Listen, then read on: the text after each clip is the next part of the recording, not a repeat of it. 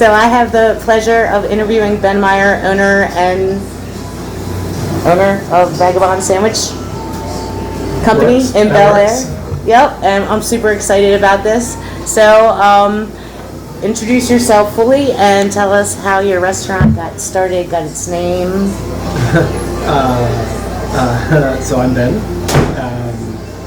Got started in 2013. It was a place called Dillweeds. I've worked in restaurants forever. Prior to that, I was working in Italian Sensations. And I've been opening up stuff for them for a long time, been in restaurants for a long time, done all the different facets of it, front of the house, back of the house, chefing, bartending, whatever. I was however old I was in 2013, old enough that I'm 50 now, so. Oh, we're the same age. Nice. I'm going to be 50 in a month. I was 50 in April. So, congratulations. So whatever I was back then, I got to the point I was like, I got to do something for myself. So I started looking for things to buy, and I didn't know anything about business. I still don't know anything about business, but like I found this place which was for sale. It was called Dillweeds, and it was basically an asset sale. They were open, but there was no business, so it was just sort of by the walls, and did that, and then just sucked it up for probably 5 years of absolute garbage and misery, and then it started changing, and then it got better. So when did it turn into Vagabond? Vagabond was, I mean, I never wanted to own Dillweeds. That's all I could afford, so I bought that. But I changed it maybe within a year, maybe. I had no money. I mean, the place didn't make any money, so like it didn't have enough to pay its own bills, let alone like pay me. So it was a tricky thing, like me selling everything I owned and all that kind of stuff. But at some point, I had to sort of change.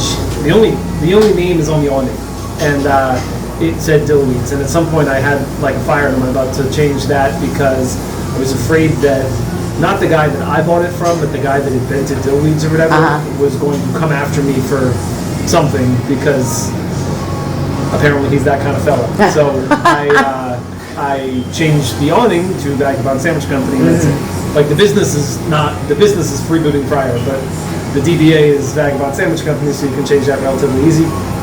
Changed it. Vagabond is because I got arrested for roving vagabond, and I went to that courthouse. Oh, so wow. The little the squiggly symbol is the hobo symbol for courthouse. Oh, cool. So, very cool. Yeah. And were you doing sandwiches from the very beginning? Dillweeds was a deli, like a bougie deli, and that's sort of all this place has ever been. But I'm not a deli dude. So it slowly started, like I tweak it and change it for years, until it kind of got where it is now. Yeah. So how has the sandwich evolved over the years? Because you would say that it's known as the sandwich place, I think. The sandwich? Like the sandwich? What sandwich? A sandwich. I mean, there's a lot of stuff, that's evolved. That's okay. Because I swear like it. Yeah, so, we don't care. It's all good. So, like, in the beginning, it was a deli. It was pretty vanilla. It had, it was a deli. And it catered mainly to the lunch crowd from the two courthouses, and that was it. I mean, that's fine. I just kind of wanted to have a spot that was a little cooler. So I started branching out. But it's also it had been a failing restaurant many times before. So whenever you get that zone that's just been something and it keeps flipping, you sort of, worst business decision ever, but I was young enough and stubborn enough that I just hammered it through. But it took a while to like reinvent it, and not having any money, it kind of sucks because you have to spend money to make money. Right. And I didn't do it like the way that business is supposed to be done, where you get a loan and all that. No, I just sold everything I owned and bought a place, then I was piss broke and making no money. So it was a squirrely time. But then I got to a point, it's all these like little evolutions of confidence, I guess. I got to a point where I was okay with like, I'm going to get rid of this stuff and I'm going to add this on the menu. And it's okay that those 6 people are going to get pissed off and leave because I've got 12 people that are going to come. And it's like a slow confidence building thing. And then at some point it sort of was just like, screw it all, whatever. Do what I want to do and that's it. Yeah. But And it started, I saw on your website, it started, your grandmother made sandwiches. Well, that was the, so it's true. That was when I got this place, when I found this place for sale, I'm trying to come up with like a, marketing gimmick and a name and all that kind of stuff. I liked the idea of Vagabond because I was arrested for roving vagabond, and I thought that'd be my little nod to the courthouse. But I was also trying to, maybe not have such a, I was arrested for roving vagabond. My family's from California, and my mom's mom, my mom can remember when she was a kid having hobos come to her house, and that's the whole grandmother story. Is like she used to feed them, and that's where the chalk symbols come in. Hobos would, which a hobo is hobos were arrested for roving vagabond. That's what they would arrest hobos for. Means you didn't really commit a crime, but you shouldn't be here. So that's where the whole hobo thing came in. The fact that my mom brought the hobos coming to her house, yes, and they would follow the little chalk symbols from the trains and stuff like that. That was a good tie-in and the cool chalk stuff and whatever. When I think of hobo, I think of the cartoon characters when I was a kid with the little sack tied to the stick and the technically that was illegal because they're not supposed to be just meandering through towns and stuff, but it was this whole cool subculture of it was depression and all that kind of stuff. Yeah. It was the whole cool subculture of just doing what you had to do to do it. So, it's sort of the both reasons, but if I wasn't arrested for roving vagabond, that never would be an option. And it's cool because you can draw from that experience, and and it's really cool. It's cool. Fun. In your mind, what are the key components of a sandwich? Like the physical components of a sandwich? Yes. What do you think makes the sandwich? So do you have to have protein? Can you do without protein, vegetable, cheese, all that stuff? See, I'm sort of one of those, I don't know. I was a philosophy major for O'Hare there, and definitions are tricky because we like to lock ourselves into them and whatever. The big hot dog, is it a sandwich or not? The big is a taco a sandwich or not? If you start looking at food from around the world, every culture and every human being at some point in time has taken some sort of refined grain and put something on it and held it in their hand and eaten it. Call it what you want. I'd say, personally, I have a pretty broad opinion. I think a burrito is a sandwich, whatever. If you're taking your food and you're wrapping it up into something that you can hold. Yes. Is the lettuce wrap a sandwich? I don't know. There's no, It could be. But it's all, for me, it's just something that you're grabbing with your hand and you're eating.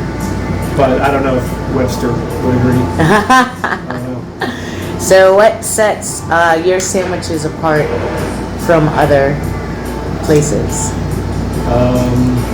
Well, this is a small town, and this is Main Street, little area and stuff like that. So part of what I did was try to navigate in between what everybody else has, because I'm not trying to piss everybody off. I don't know, just you do your thing, I do mine, and we're all happy. So I found I kind of just tried to find things that were a little different and try to make things that were a little different, and make it unique. I'm trying to go through a menu change now because menus changed dramatically over the past 13 years, but it's for the past 5 been relatively similar. So I want to kind of tweak it and change it a bit. Plus, everything's wonky and different, so every now and then you got to change it. Yeah. But mix it up a little bit. I just try to dance around what other people are doing and do something interesting. But you also have to do something that people buy. What is your most interesting sandwich that you think, or your favorite sandwich on your menu? Honestly, the breakfast stuff get no play, but they're pretty solid. I'm a big fan of, eggs. But I love eggs. I think it's the most perfect food. I really do. You get every eggs and nutrient. steak and crab, and you throw it, whatever, call it breakfast because it's got eggs, but it's just good. The Cubano is probably one of the ones I like the most. That I totally poached from. Did you ever see the movie Chef? Yes. It's what I love that movie. I love that movie. Love everybody in it. Love the movie. It was awesome, and that actually. I had never made a Cubano before, but that I was like, that looks banging. So I started messing around with adobo pork and all that, and then I was like, we're gonna do this. So that was kind of fun. So did you you started as a deli? So did you offer the salads and the soups too, like you do, or when did that start? Was it just sandwiches? I'm trying to remember the menu. It had it did have It had salads. I think it was like a house salad, a Caesar salad. There was soup, and there was, your basic deli, like your turkey sandwiches, your roast beef sandwiches, your tuna fish sandwiches, and then they had some paninis. Like the panini were the sexy things. And that was fine. Kind of bored me, so whatever, tried to grow. Plus, it was very, obviously, like there was apparently the guy that invented the dill weeds thing had one in Towson too, right outside the courthouse there. So I get what he was going for. He's trying to have this like sort of suburban urban kind of cafe outside of places, and it makes sense. But I just wanted to have they closed at 3:00. I wanted to be a normal restaurant to be open. If the courthouse is closed, you still have people that come, stuff like that. So yeah, you got to think a little bit bigger. So how do you determine the names of your menu items? Because you have some interesting names. I mean, some of them are named after like people and like family and stuff like that. A lot of, actually, I think every member of my family is in there. Yeah. Some are just me being stupid. Some are famous people. I like to. Oh yeah, some are just plays on like Jimi Hendrix. Yeah. Stuff like that. I don't know. So are you gonna do that like across the board? Because some of them are. Some items aren't named after people, and some. No, it really just depends on. I don't know. Like when I think, I'm trying to think of something that's not a person. Moon Tower, Party at the Moon Tower. That's like a. I mean, it's not. It's a sort of a Texas-y sandwich. So Austin, Texas, Party at the Moon Tower, Dazed and Confused. Okay. Party at the Moon Tower. That's cool. Whatever, just stuff like that. Yeah. Things that don't mean anything to anybody but me. Like, all I really do is try to make myself laugh a lot. Very cool. Yeah. How do you support local businesses? However I can. I don't know. Like businesses or just entities in general? Entities, people. I mean, we do. So every Monday and Tuesday we have fundraisers, which is usually a school or a sports team or something like that. Pretty much anybody that comes here and asks for something, I say yes, unless it's like thousands and thousands of dollars or whatever. But you said yes to me? No, I say yes to everybody. Yeah, that was nice. We give away a lot. Yeah. But, I know you do the gift cards for trivia at different places. No, anytime anybody asks for, they don't even ask me. They just know if somebody comes in, give them gift cards. So anybody that like asks for sponsorships and stuff like that, that's like just giving away like candy. I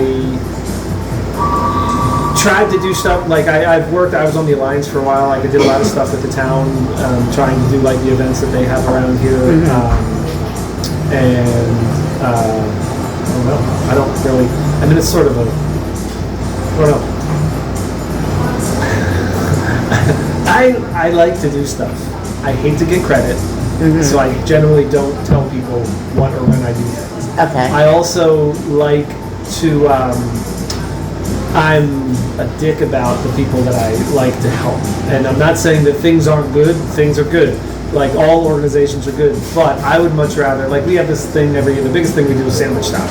And in the first year we were like, who would we give the money to? We're gonna raise money, whatever. We gave it to the American Epilepsy Society. Great cause, nothing wrong with it. Threw some money at them. They didn't even know that I gave them money. Like it was a complete, it's a dime in the bucket of this gigantic, whatever, all this kind of stuff. I'm not knocking them, but for a small place like this, if I'm going to give somebody $1,000, I would much rather give a person $1,000 that it's actually going to really affect them than throw it in a pool of $40 million that it really doesn't, whatever. That makes sense. So we've done a lot of stuff. I don't know, I had a music scholarship where I still do, where like every year we'll have a kid that we pick or a music band helps them pick, and we'll pay for their music lessons for the school year. Oh wow, that's really nice. I mean, there's a scholarship at Bel Air High School, like for college or trade school or whatever they're doing, stuff like that. But I'm doing it like every Christmas we adopt a family. I actually met this afternoon with the guidance counselors. So, but it's like those are real personal. Like I'm going to get a person's name and and whatever. It's not like a big stuff. So that's usually where I go. Because it's quiet when hears about it. Yeah. Because I hate the whole problem. Everybody likes to like self-promote now, but I hate it because it makes it seem cheap. But it also is real. Like one person is going to be dramatically affected by this and very happy, as opposed to like a bunch of gratitudes posted on whatever, but like not really. Yeah, you make it more personal. Yeah, that's all. And we're a small place. It's not like I'm giving millions of dollars. It's right. Whatever. What kind of events do you host? Here or sponsor? Yeah. Or we have open mic night the first and second Monday of every month. That's run by a guy named Dan Houtz. He also once in a while does a songwriters showcase, which is kind of like a. I saw him at Falling Branch. Yeah. My daughter and I went to see. There was like 3 or 4 of them. Yeah, he's the one that started the music because he would do the open mic nights and then the music showcase. Actually, he used to play here like on First Fridays. He would play just himself. So there's that. There's what kind of events? There's Kids Night every Wednesday, which is usually pretty squirrely. There's like costume characters that come in and kids eat free. Oh, that's fun. You said Sandwich Stack? Sandwich Stack's the biggest like actual event. I'd like to start doing more, but I've get pretty good at it. But this past year would have been kick-ass, but it got rained out. He's headlining, and, but no, we got like a big stage in the back, and it's like vendors and music all day, and it's usually like capped off with an actual headliner and food truck and beer and whatever. And it's a big hoot nanny, and it's fun. In the past, I'm sort of reworking it. In the past, that was always for band together. That was the first year was the epilepsy thing, but then we found Band Together, which is a Harford County Public Schools thing. Well, it's not a school thing. It's run by teachers and volunteers of Harford County Public Schools, and they buy and refurbish used instruments, and they give them to kids that want to take band but can't afford lessons or whatever. So that's cool. That's like a tangible local thing. Do that, and in the past it had been like we gave a percentage of what we got to Band Together, and then donations and stuff were accepted. This year I'm trying to like make the event actually a kick-ass event rather than like a cute little thing. So we had a headliner, we have all this, and then thunderstorms came through. But we got like sponsorships and stuff like that. So I think it's a free event, and I don't want to start charging for it because that's kind of the cool thing with having it be free. Right. I think I'm going to try to start like doing the sponsorships. Where the sponsorships hopefully can underwrite it, and then the money can go to Band Together and whatever. Yeah. But I'm a shit business person, so I'm learning about all this as I go. Yeah. Usually, if anybody's going to get stuck, it's going to be me paying a big ass fee. So whatever. What is the vision of Vagabond Sandwiches to you? What do you see? Where would you like it to be? A constantly evolving art project. Yeah, it's very cool decor, and you support music, all the arts. It seems like you have local artists you sell, or you have. I just do what I like. What I like. I mean, it's not a business. It is. It pays me. And I'm learning a lot more because I keep making huge mistakes and then taking a year to pay it off. So I'm learning a lot more about business, but like it's always been more of an art. I was an art student, I was a musician, I was an art student, all that kind of stuff. So this is just, and then when I started cooking, it's kind of the same thing. I always say cooking's my art. It attracted me because there's two things: the creativity of it and the fast-pacedness of it. Because I like to be right on the edge of frantic. and but then rein it in and roll with it, but also do stuff that's cool. And so that's like the business side is sort of the thing I think about least. But so it's just I just want it to keep being cool. It's hard now though because I'm getting older and now I'm going through this whole thing where I'm trying to think ahead because all of this stuff is very dated, but it's dated to the demographic that still currently comes in here. Right. As that shifts, I'm just gonna be like Grandpa with his old remember when whatever. And they're all gonna talk about you. I don't know if it'll be cool. I need to somehow think about how to update it for the up and coming. I don't know. While still being true to myself and tongue-in-cheek humor. I think that's the difficult part of it. And that matters to me way more than the money. Just the authenticity of me doing something. Right. I get that. I don't know. Do you have some short-term goals or long-term goals? short-term goals and long-term goals. Don't go out of business. That's the short term. That's the short term. And the long term. Long term, I don't know. I got a ton of ideas. Like I like the creative aspect, like thinking of different things, but I don't know. Everyone's like, when are you gonna open up a second? Or when are you gonna? I don't know that I would or could. I can't, like, because it takes money. But let's say somehow I, figure out how to be a business person and make lots of money. I don't know. Then I think I'd be too, like, looking at numbers all the time, and that's not fun. So I kind of just wanted to stay relevant and be a cool, funky little spot. That's cool. Yeah. That's good. Good enough.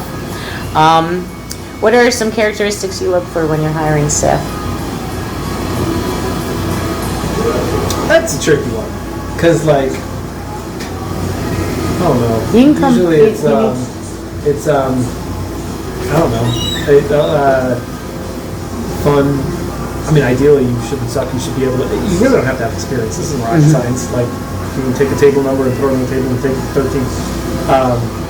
Kitchen's different, but yeah, just personality. Nice. Nice is hard to find now.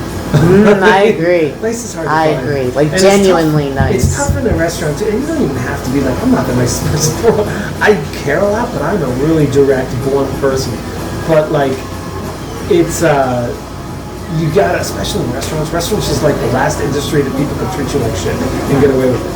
And you gotta be willing to let people just berate you because their tomato is floppy, and be like, all right. And just roll with it, and not have an ego about it. And that's harder to find now because everybody's whatever got egos about everything. So, but I got awesome people. It's just every now and then everybody gets caught up in the whole whatever. But do you ever like involve them in like your sandwich creations or menu creations and throwing ideas out there? Yeah, I mean, to a degree, I don't like sit down and pal with them, but like people have come up with things and said things and decor and ideas for stuff. And I mean, everybody's always shouting, "You should do this. You should do this. You should do this." And 90% of the "you should do's" have a very valid reason why it won't work, couldn't work, whatever. But the 10% that works, it's not a bad idea. Yeah. So. Any advice for restaurateurs looking to get started? No. No, You know don't do me. it. You know way more than me. I don't know shit about this. Don't open a restaurant because you like to cook. That's the biggest thing that I've seen. So the guy that I bought this from was a person that loved to cook. Never worked in a restaurant before. I like to run. I'm not opening a shoe store. Like it is a business and it is a lot of stuff. It's not like cooking. You like to cook, be a cook. That's the biggest thing that I think a lot of people get into restaurants. Did you always know you were going to do a restaurant, or were you like when you were shopping around? Like, did you have other ideas of different businesses you might have done? Well, I've always been in restaurants, like in some sort. My first job was a restaurant. I've had some other. Worked in Errol's Video for a while, but I always came back to restaurants. No one will remember that. I remember that. Tapes that used to be. So like I used to do stuff like that, but I always came back to restaurants and it was cool. First, like real restaurant gig, like when I was a kid, I did like dishwashing and stuff like that. The first like front of the house thing I did was bartending at Scotto's Cafe. And that was cool. Wow. And I worked Scotto's? Yeah, and that's where all the sensations people came from. I used to work at Mama Lucia's in Owings Mills. Okay. Years ago. And Scotto, he owned it that. Benny Scotto or Bruno Scotto? I don't know. I don't remember which one. Because it's, it's of the Scotto family. Yeah. I don't remember that. No, they, whatever. So that's when I started doing that and I dug it. I was bartending for a while. I always wanted to be a bartender because that's cool. And that was a lot of fun. And then I also bartended a couple different places while doing that. And then there was that point like in my 20s that I just quit everything and I went backpacking in Utah and Colorado for a couple months indefinitely and came back when I was out of money. But they hired me back and they put me in the kitchen. That's how I got in the kitchen, because they had a bartender, whatever. They put me in the kitchen, and then I just started kind of learning all of that, and that became fun. That like hit all the little like, this is cool, this is cool. Yeah. And that was, and just learning about the food and learning about, all of that, it was fun. How did you like design the inside of the space? Like, did you just start putting things on different walls? Because it's very unique, and it's kind of changed. Each wall kind of has its. Some of it has continuity, some of it doesn't. Continuity. Some of it does. It's a little bit better because it was a lot worse, and then at one point I had the whole place painted, so I took everything down and then put it back up, sort of less haphazardly. But I mean, I don't know. It's like my high school bedroom. That, whatever. This is what, and then all the stuff gets packed away and put in the basement, and then you get married, and then buy a restaurant and put all the crap back up on the walls. That's pretty much what happened. It's pretty much, like the skateboards are my old skateboards, and That's very cool. What about the records and the license plates? What about the license plate? Well, license plates I always collected. They used to be around the front, but we used to drive cross country all the time, and like my dad and I had a collection of license plates. And I got a bunch on eBay to fill out. Oh, cool. So I could get them all. And then a bunch of signs were mine and stuff, like those are my old symbols, and that's my first guitar and whatever. But some of the stuff is just stuff that I bought to fill in the gaps. But some stuff people gave me a lot of. I was just gonna ask if like people add their own, because I know like a lot of places we go, I see bands put their stickers up and stuff like that. We got the stickers on the pole out front that people put things up and have given me things to put up and stuff like that. So. Very cool. I got a lot in the back too that I got to figure out where to put. Because a lot of people have given me things to put up. And I'm like, all right, I've got this pile. Yeah. So what's your fondest memory in this place? Fondest memory? Yes. Oh man, I don't know. There's a lot. We had a friend of mine got married here. Oh, that's cool. How many people were here? Like 6. It was like, they got married at the courthouse. They did the whole thing here. We got married at Double Groove. Yeah. I mean, it's stuff like it's cool. That's fun stuff. My oldest kid, who's 9 now. We had her first birthday party here. That was cute. Fun. Actually, I mean, there's a lot of memories. It's been like 13 years. But I remember when my wife went into labor with the first baby, and that was still when I was cooking. So if I'm not here, there's no food. And it was a Friday, and it was like 5 o'clock. And I remember my wife calling saying my water just broke, and I was like, shit! And I put the phone down, and I locked all the doors, and I told everybody I gotta leave, and there was a girl working here at the time, Taylor, and I had a guy in the kitchen with me. And I was just like, can you guys clean everything up, kick everybody out, lock the doors, whatever. Yes. So I frantically go home, smack the sign on the door saying, just had a baby, closed for a couple days, whatever.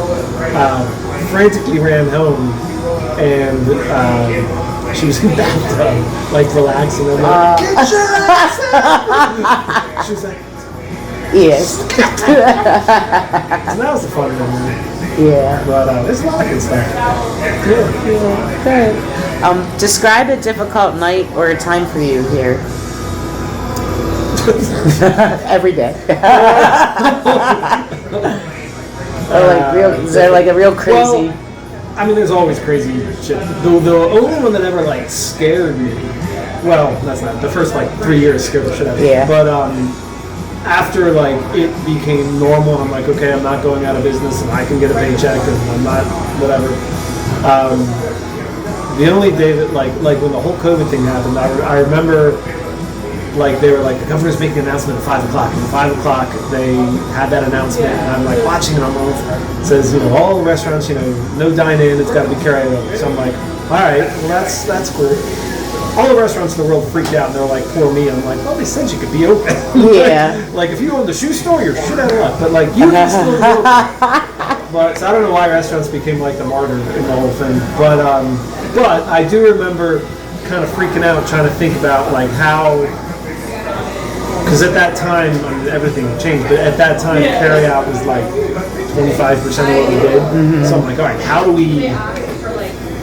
do I operate and keep the staff that I had working and keep everybody like, it's going to be thin, but how do I get all this done with 25%? So like I spent I remember that night like going home and just whatever, like all night long, doing all these different schedules, trying to figure like, okay, if we could cut the hours there, so you're working 3 days instead of 5, but whatever, just trying to make it so that everybody gets something, and hopefully based on the money that we've had, like if I just took all the dining away and made it carry out, all right, we could probably do that. So we did that, and then I started like, I was like, yes, we'll deliver, I'll deliver. So I would drive around. And that was Friday. So then we opened up Saturday. We weren't open Sundays back then. So that was Saturday was the first full day. Monday was the second full day. And by Tuesday, we just went back to the normal schedule because we got our asses kicked. Oh, yeah. Because every restaurant closed and we were like just hammered to carry out nonstop. Wow. And I'm driving like frantically all over, just saying I'm sorry to everybody that was late. And I was like, all right, yo. I need you back. Scratch that. You're all working. But that worked out. Yeah. But, that was like probably the like scariest because all the things was going on. Do you have any funny or heartwarming stories to share with us? Yeah, shit, I don't know. Funny or heartwarming? Yeah. Or both? Lots of stories. I mean, most of them are about people because restaurants are people. You see a lot of people every day, and sometimes they're in good mood. Sometimes our location is unique because we've changed the dynamic. Like it's a restaurant house. You've got a normal, crew of people that come in, but we have courthouses here, and you've got your different days of the week that they're doing, like the fraternity days and the days that like maybe you lost your kid and stuff like that. So we've had everything from like just miserably upset, and there's all sorts of good stuff. Like lots of fun, lots of regulars that have come and gone, and watching people grow up. Because we've been here long enough now, you get to see people. One of the dudes that works here is like grown up here. Oh wow! From like a little, he was he like 17 now? So he was probably 5 when we started coming. And but it's kind of cool to see that sort of stuff. And I don't know. Real neighborhood spot. I try. Have you ever had any person of interest visit your restaurant? Like a famous person? Yeah. I don't know. I mean, there have been some. I don't know. I don't really like the people that I would geek out about, nobody else would geek out about. But like there were some, I guess, political people because like I don't know. The governor was here one time. The comptroller was here one. They do their rounds whenever it's like they make go into the small shops and get your picture. And I remember getting a token and like lots of plaques. Like I don't really. Yeah, that stuff. I'm like, this is more for you than it is for anybody else. But as far as like, we had a food contest, lady. We have that food eating contest, like the burger. You do? It's a 5-pound food challenge. Oh, when do you have that? Whenever. It's 4 burgers. Oh, it's just all the time? Yeah, you can. Okay. It's 4 burgers with a grilled ham and cheese in the middle, and it's all stacked up, and it's whatever. There was a lady that came in here one time. And she's like an actual competitive food eater. She smashed it in like 10 minutes. And she went to McGurk's and ate 14 cheesesteaks or something. Oh my God. But she's like actually, I don't know if she's famous, but she's got a YouTube channel. I want to do a show, and I want to interview people who've been participated in those. Like I have to try to find. Skinny. She was tiny. And she I heard somewhere that like there's something that they you want to be like to be able flexible. to yes. But she nailed it. Wow. That was impressive. I don't know if there's ever been any. We were here in the very beginning. That's when House of Cards was filming. Oh, wow. Somebody from House of Cards. I don't know their name, but I do remember like they would come in and pick up because they filmed right around here, and the production studio was down in like Joppa, but they used to come in and get big carry-out orders, and I mean usually it's production staff and stuff, but I do remember I don't know the actor's name. She was shit, it's been so long since I've seen it. She was in rehab. She, whatever. There was an actor that came in that I remember seeing her. Who would you geek out over coming Me? in? Yeah. I mean, there's. I don't know if I geek out because they're all just people. Right. But like somebody that I would be like, that's cool. Yeah. Who would I geek out over? Let's see. Well, if Social Distortion walked in, if Mike Ness walked in, I'd be pretty excited. If I don't know, there's a lot, just anything that Tony Hawk could walk in. Actually, Steve Caballero, he walked in, I'd geek out. Mr. Bean, totally geek out if Mr. Bean walked in. It's pretty eclectic group. I don't know. But I don't see Rowan Atkinson coming from across the pond and making his presence in Bel Air anytime soon. So. Never know. I don't know. Do you have any last minute stories, thoughts, anything you want to share?